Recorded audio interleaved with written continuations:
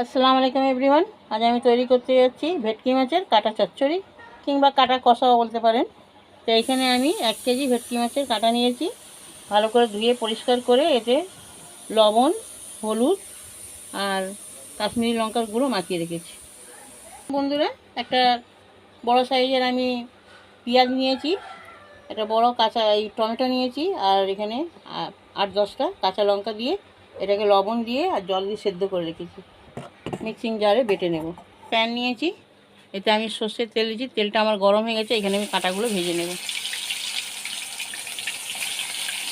বন্ধুরা, এক পাশে আমার কাঁটাটা ভাজা হয়ে গেছে, এবার আমি এইগুলোকে পাল্টে দেবো।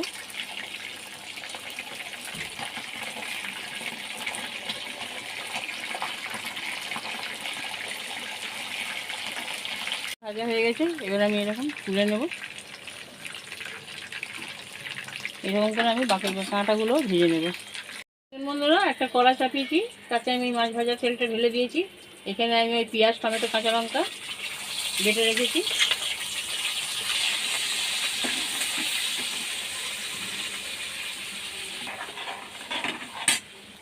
এখানে মিক্সারের বাটিটা ধুয়ে জলটা দিয়ে দিলাম।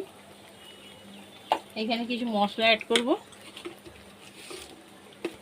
অল্প লবণ দিচ্ছি, কারণ আমি টমেটো আর পেঁয়াজের লবণ দিয়েছিলাম সেদ্ধ করার সময়। হলুদ গুঁড়ো দেবো, জিরে গুঁড়ো, একটু ঝাল লঙ্কার গুঁড়ো দেবো, কারণ আমি কাঁচা লঙ্কা দিয়েছি। এবার মশলাগুলোকে ভালো করে আমি কষিয়ে নেব। এখানে মশলাটা আমার কষানো হয়ে গেছে। এখানে আমি সামান্য একটু জল দেব।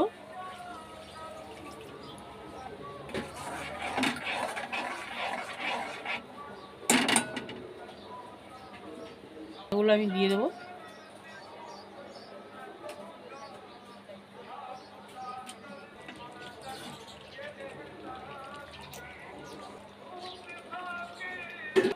এখানে দুটো কাঁচা লঙ্কা চেরা দিয়ে দেবো।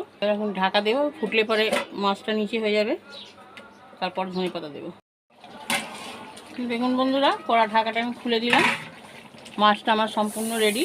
এখানে আমি একটু ধনেপাতা ছড়িয়ে দেবো। কাটা চচ্চড়ি পুরো রেডি সার্ভ করার জন্য।